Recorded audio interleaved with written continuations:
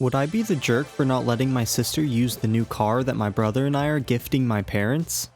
My brother and I want to buy my parents their own dream car as a present since they've been talking about getting it this year, and they've both had milestone birthdays/anniversaries. They currently have 2 cars. I recently moved back home with my parents, and my brother lives not too far and was living at home before me, so we're both home often and using the cars. In addition, when we're home, we help out with groceries, chores, and also generally give my parents money every month to help out due to added expenses, and because we're the type to take care of our elders now that we're all older. For context, I'm the oldest, she's the middle, and my brother is the youngest, and we're all in our mid-20s to 30s.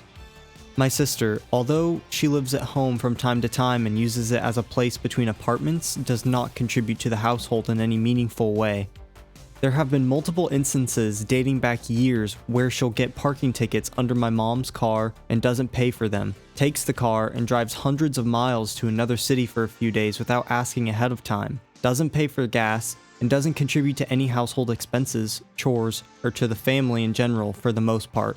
She just stays in her room until she wants to get food. My brother asked her if she wanted to contribute to the gift and she said no. She then tried to convince us that it's a bad idea, and my parents that they shouldn't get this car for a variety of reasons, even though they've made it clear they have thought it through and know that this is what they want to do. They don't know my brother and I plan on buying it for them. To be clear, we didn't ask her to contribute evenly. She makes less than us, but she has no desire to contribute to it at all. I'm actively setting boundaries with her as she's the most toxic relationship I have, to the point where I'm made to feel like the bad guy, or get the cold shoulder if I don't give in and feel used when I do.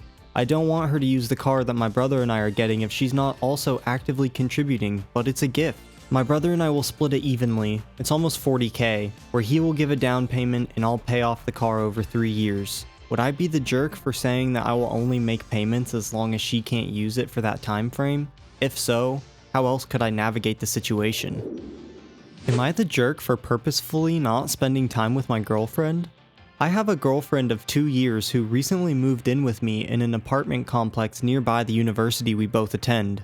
My girlfriend is not a very social person and has a very small group of friends, whereas I'm the complete opposite and can be very outgoing and hang out with multiple different groups of people.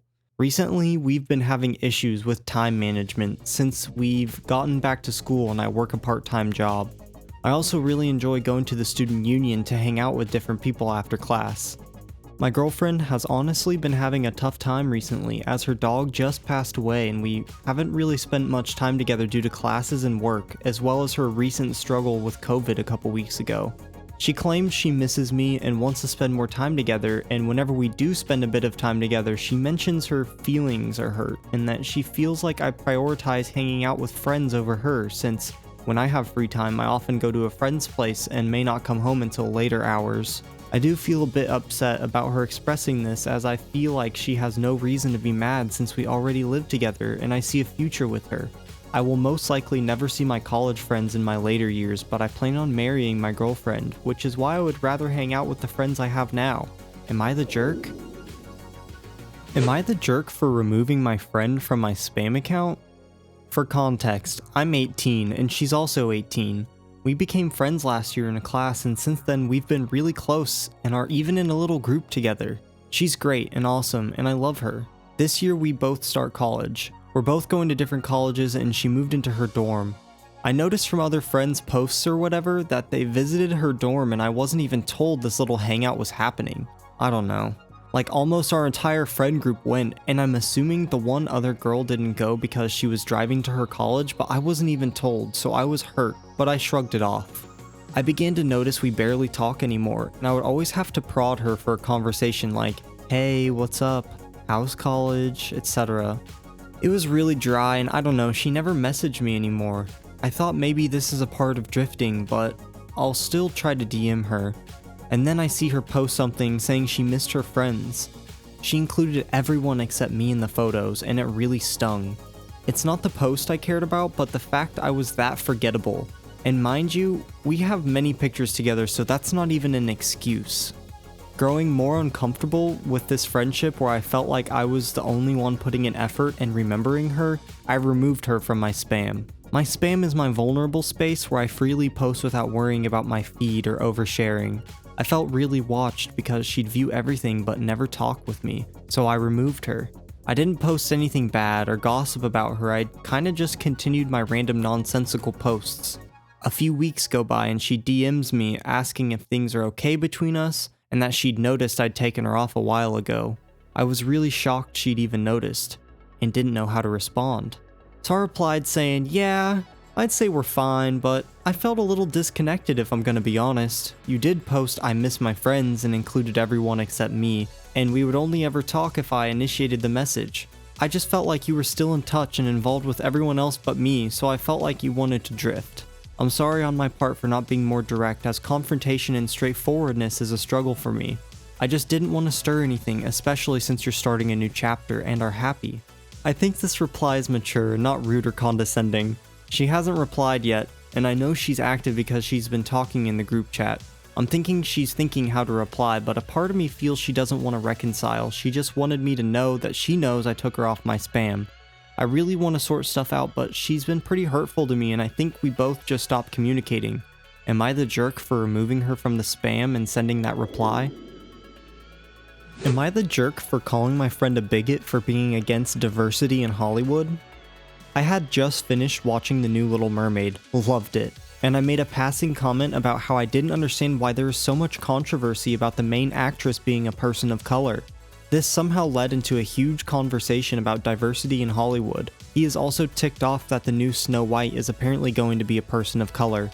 I mean, honestly, I had no idea he cared this much about the supposed integrity in fairy tales. I'm looking forward to how they are going to spin the tale. After a very lengthy discussion, I said I was going to post his final point here and let Reddit be the judge. I was exhausted by the end of the conversation and did end up calling him a bigot. His point is as follows. Quote, if I were to make a movie about my years in high school, it would have to be an all-white cast and no black people, no Asian people, no indigenous people, and nobody who is gay or bisexual. Telling me I would have to use people of other races and other sexual orientations would make it not true because there weren't any people like that in my high school. If someone is making a movie that doesn't include people of color or different sexual orientation, they shouldn't be penalized for it. It's just going down the checklist and ticking off all the token actors you have to have in it. He also tried to make a point that apparently there's a new show out there where a black woman plays Anne Boleyn and wanted to know how I felt about that. I am practically obsessed with Anne Boleyn, and I'm excited to see this, and really interested to see how they work it. Yes, I'm aware that Anne Boleyn was in fact almost startlingly white, but I honestly don't see why that should matter so much. I really feel like he is being bigoted, but will accept judgment if I'm overreacting. If I'm not overreacting, can someone please help me explain it to him? I feel like he talks me in circles until I don't know what I'm defending anymore. Am I the jerk for not joining one of my friends when he invited me? I know this isn't really that big of a deal, but I just wanted to hear someone else's opinion on it. The other day I was playing a game with one of my friends, we'll call him Gabriel. Anyway, after about an hour and a half, he got off because he's sick and was starting to feel bad. A little bit after he got off, two of my other friends got on, so I went to go play with them. After about 2 to 3 hours, Gabriel got back on and invited me, but I didn't join because I was already playing with my other friends and he doesn't really like playing with my other friends, so he didn't join when I invited him. The next day, I was playing with Gabriel again, and one of the two friends from yesterday joined and we played a few matches before Gabriel went to go play a different game. I didn't want to play the game he went to play, so I didn't join him. After a little while, he texted me about how I didn't join him and basically how I was always playing with my two other friends. So we got into a small argument. Well, it wasn't exactly an argument, I don't know what to call it to be honest, but he was pretty much making it sound like I'm trying to replace him as a friend, which I am in no way trying to do that. Am I the jerk? Am I the jerk for complaining and snitching to my boss about something the team managers did? I'll preface this that I'm writing this on my phone at work, so I apologize for any grammatical errors. I've been working for this one company for nearly 2 years now. It's got its bad sides, but the pay is decent. A lot of people here have had some issues with the power tripping managers who low-key do tend to discriminate against people and favor their own. Recently, I've managed to earn a little promotion because my bosses decided to send me to get specialized in something that gave me this new position in the workplace that I do every day now. Before this, I was mostly doing severe manual labor. The situation that happened is that we have these little work plans that get printed where it says all of our names and where we're going to be working for the night. Ever since I got my promotion, the floor managers just stopped putting me on the list. I keep asking why do I never get on the list, but all I get is responses like, you do the same thing every day, or we forgot. I don't know if I'm just too sensitive, but it feels just a wee bit dehumanizing to be the only worker excluded from the lists. I'll mention that some of my coworkers also have the same work plan, but these people who are in the same position every day do get their names on the list regardless. So I don't know if I'm taking it personally or they're really taking it out on me. So I went to the boss to mention it. He wasn't happy about it, as he said that it did feel a bit exclusionist. He had a chat with them, and I've been getting nasty looks, some coworkers even saying I should have shut up and just done my work because the list is just a list. Personally, I don't care for the list because I know what I'm supposed to do on my shifts, but it does feel bad not to even be mentioned, like I don't exist. I can literally leave for hours and no one is gonna check, so am I the jerk?